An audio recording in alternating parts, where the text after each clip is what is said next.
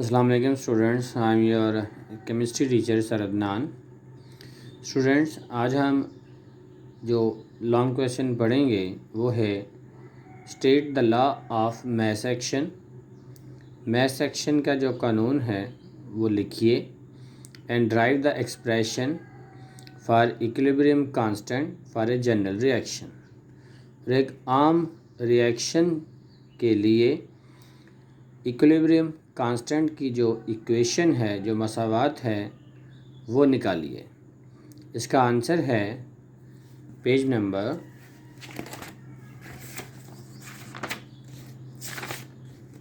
6 पर। स्टूडेंट्स, जैसे कि आपको नज़र आ रहा है, हेडिंग लिखी हुई है law of mass action. Goldberg and वेग इन 1869 put forward this law. Goldberg और वेग ने 1869 में यह कानून बनाया था। अकॉर्डिंग टू दिस लॉ, इस कानून के मुताबिक the rate at which a substance reacts, वो रफ्तार जिससे कोई सब्सटेंस अमल करता है, is directly proportional to its active mass, वो उसके एक्टिव मास के से बराह रास्त प्रोपोर्शनल होता है।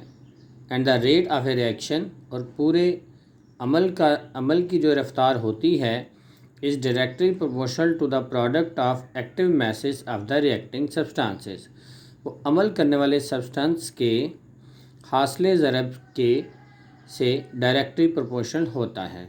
जनरली, आमतौर पर an active mass is considered as the molar concentration. आमतौर पर एक्टिव मास से मुराद मोलर कंसनट्रेशन होती है, जिसके यूनिट्स हैं मोल पर डेसीमीटर क्यूब, और उसे स्क्वायर ब्रैकेट से दिखाया जाता है। यहाँ तक लॉ ऑफ मास एक्शन की डेफिनेशन है। उसके बाद पेज नंबर 7 पर है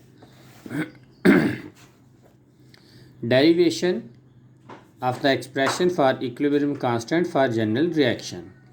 इसमें आपको एक रिएक्शन दिखाया गया है, एक अमल दिखाया गया है जो आपके सामने है, जिसमें small A capital A plus small B capital B और मिलते हैं और स्मॉल सी कैपिटल सी और स्मॉल डी कैपिटल डी बनाते हैं। इसमें ए और बी हमारे अमल करने वाले हैं, जो कि मिलकर हासिलात सी और डी बनाते हैं। इसमें जो small A, small B, small C और स्मॉल डी है, ये उन मोल्स को शो कर रहा है जो इस रिएक्शन में हिस्सा ले रहे हैं। ये रिएक्शन दो हिस्सों पर मुश्तमिल है। एक फॉरवर्ड रिएक्शन जिसमें ए और बी मिलकर सी और डी बनाते हैं, और दूसरा रिवर्स रिएक्शन जिसमें सी और डी वापस टूटकर ए और बी बना देते हैं। इस कानून के मुताबिक the rate of a chemical reaction is directly proportional to the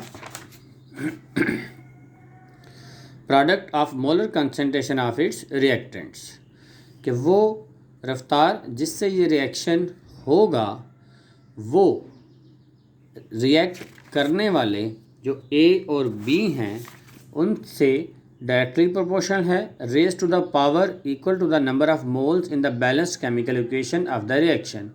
और इक्वेशन में मसावात में जो आपको small A, small B, small C और स्मॉल डी नज़र आ रहे हैं, वो उन नंबर ऑफ़ मोल्स को हम पावर के तौर पर लिखते हैं। सबसे पहले हम फॉरवर्ड रिएक्शन पढ़ते हैं, जिसमें ए और बी आमलात हैं, जबकि small A and small B उनके नंबर ऑफ़ मोल्स हैं जो इस रिएक्शन में हिस्सा ले रहे हैं। Students, the rate of forward reaction according to the law of mass action. Law of mass action के मुताबिक दाईं जानिब होने वाले अमल की जो रफ्तार है वो इस तरह कुछ आती है, आर एफ। आर रिएक्शन और स्मॉल एफ जो है वो फॉरवर्ड रिएक्शन यानी कि दाईं तरफ होने वाले अमल को बता रहा है। ये दरमियान में जो साइन है ये प्रोपोर्शनैलिटी का साइन है, और उसके बाद ए और बी स्क्वायर ब्रैकेट्स के अंदर हैं, और small A, small B number of moles हैं जो पावर के तौर पर लिखे जाएंगे। R F equals to K F capital A capital B small A and small B as a power लिखे जा रहे हैं।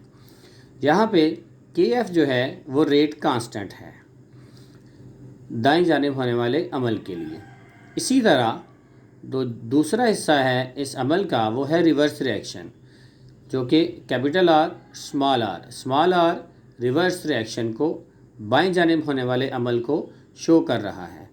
वो भी जैसे हमने ऊपर A और B लिखा है, इसी तरह RF डायरेक्टली प्रोपोर्शनल होगा कैपिटल C और कैपिटल D, और स्मॉल c और स्मॉल d उनकी पावर के तौर पर लिखे जाएंगे।